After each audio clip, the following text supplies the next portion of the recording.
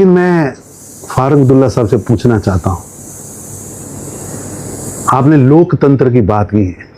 देश जानना चाहता है जब 1,60,000 कश्मीरी पंडितों को कश्मीर से जबरन धमकाकर भय पैदा करके निकाला जा रहा था, आप मुख्यमंत्री थे, मुफ्ती साहब देश के गृह मंत्री थे, आपने क्या उपाय किया? तब लोकतंत्र की चिंता आपको नहीं आई, तब मानवता की चिंता नहीं आई, तब आपके मन में कौन सा आपातकाल आया था? और आपने जम्मू कश्मीर के अंदर 1980s से किस तरह लोकतंत्र को कुचला है? कौन बायकॉट की राजनीति करता था? कौन बायकॉट की राजनीति पर सत्ता में पहुंचता था? किसने वोट की ताकत को जनता से छीनकर जबरन मुख्यमंत्री का ताज पहना था? इतिहास गवाह है। फारूक अब्दुल्ला साहब, कई बार दिल करता है कि आईना देखें आपको ध्यान में आएगा कि लोकतंत्र को दबाने के लिए, लोकतंत्र को कुचलने के लिए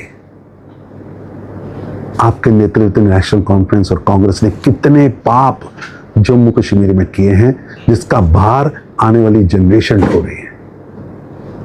प्रधानमंत्री मोदी जी ने जम्मू कश्मीर में विश्वास और विकास दोनों पैदा किए। जहां भारी बायकॉट कराते थे, सैकड़ों वोट लोकसभा में पड़ते थे, आज भारी पोलिंग हो रही है। लोगों का विश्वास भारतीय लोकतंत्र, देश के चुनाव आयोग, देश के संविधान पर लाइनों में खड़े होकर लोग वोट डाल रहे हैं। जनता ने प्रधानमंत्री मोदी जी की भारतीय जनता पार्टी को, आपकी पार्टी से 1,60,000 ज्यादा वोट दिए हैं। आपने क्या किया? जम्मू कश्मीर के नौजवानों के हाथ में पत्थर पकड़ा दिए थे, बंदूक पकड़ा दी थी, हथगोले पकड़ा दिए थे, ग्रेनेड पकड़ा दिए थे, मिसाइल पकड़ा दी थी, सभी और लाशें ही लाशें थी। उससे निकालकर मोदी जी ने शांति की बहाली की है। अब नौजवानों के हाथ में कंप्यूटर है, कलम है, जिससे वो भारत का, जम्मू कश्मीर का भविष्य लिख रहे हैं। तरक्की की नई रफ्तार है, इंफ्रास्ट्रक्चर खड़ा हुआ है।